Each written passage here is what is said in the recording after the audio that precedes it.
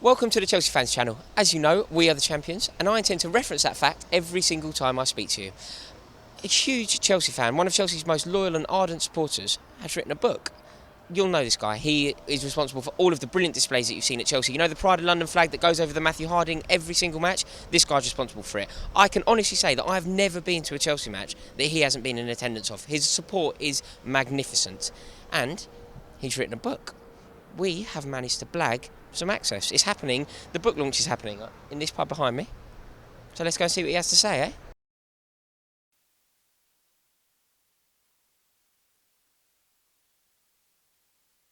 Here we are. I'm with Dave, otherwise known as the Blueblagger, and this is his night. He has written this book, and it's absolutely wonderful. So make sure that you get yourself a copy.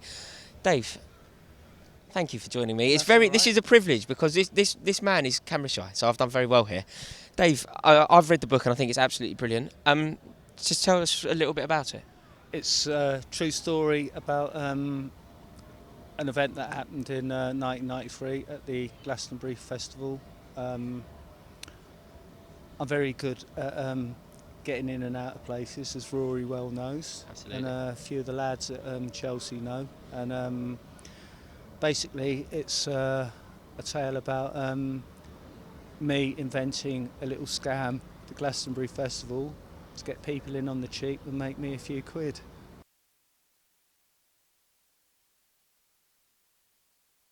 This is a sheer privilege. Guys, anyone affiliated to Chelsea Football Club, this is the man. Nothing happens at Chelsea without this man say so. All of those brilliant banners that you've seen in the shed, you know, the Pride of London that goes over the Matthew Harding stand, none of that would happen without this man's input. So anybody connected to Chelsea Football Club really should get this, and Chelsea does have a fair few mentions through the book, actually. It does, yeah. David Lee and Andy Townsend. Judas. Yeah. Well, David Lee's still all right. Yeah. Hello, Rodney. How are you, mate?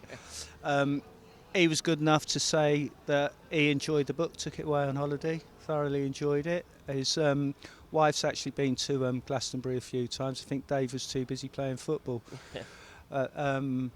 Chelsea gets a good few mentions, yeah. Still at this book launch, and I've been fortunate enough to be joined by two Chelsea pensioners. I'm sure that some of you may not be familiar with this term, so I'm going to let Dave talk to you about exactly what a Chelsea pensioner is and where the term comes from. Well, the Chelsea pensioners live in the Royal Hospital Chelsea on Royal Hospital Road, and that was set up by King Charles II, and it started building it in 1682. And it was finished in 1692. By then Charles had died. He died in 1685. But it's been in continuous use ever since for retired soldiers. And you have to have served in the army, and you have to be unencumbered by spouse. That's a great expression. Understood. I'm unencumbered by spouse. Yeah, unencumbered. It's a great expression, isn't it? Absolutely, yeah. So single, widowed or divorced. Right. At one time, well, ever since Chelsea Football Club started, they've had a link with the Chelsea pensioners. The badge of the club used to be a Chelsea pensioner. Yeah. We were called the pensioners, weren't we, at one stage? And Ted Drake stopped that. He put the line and said it was, you know. That's a shame, I think. This is such a wonderful part of our history. It's a shame that Drake decided to go against it. And you guys attend all Chelsea games? Most of them, yeah. You do? It's an allocation of tickets we've got. Right. There's only 7 tickets allocated for each home game. Right. We'll put our names into the sergeant major, and if there's enough to cover it, that's it. But if it's oversubscribed, he pulls them out the hat. Right. I see. And fortunately enough, we keep getting them. Yeah, we keep going. Good. We're not going to complain at that, are we? Long may it continue. And the East Stand middle tier, what a wonderful seat. And we get well looked after in the Champions Club as well. Rightly so as well. You know, before the game, it's great. It really is.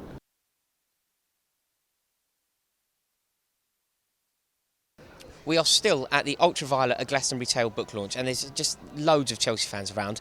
None bigger than at Walter Otten on Twitter. If you ever want to contact him, that's where to do it. Walter is a Chelsea fan who's been going for years. I've known him forever. Actually, I can't even remember being at a Chelsea match that he hasn't been at. Walter, having a good night?